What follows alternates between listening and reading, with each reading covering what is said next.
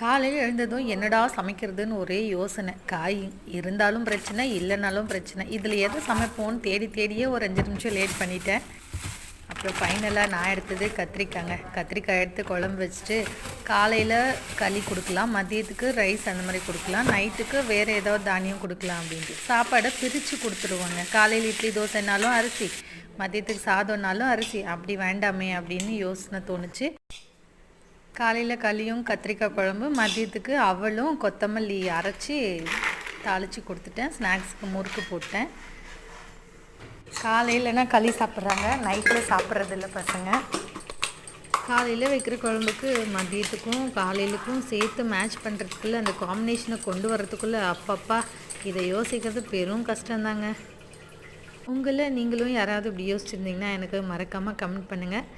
இந்த வீடியோ பிடிச்சிருந்ததுன்னா லைக் பண்ணுங்கள், ஷேர் பண்ணுங்கள், சப்ஸ்கிரைப்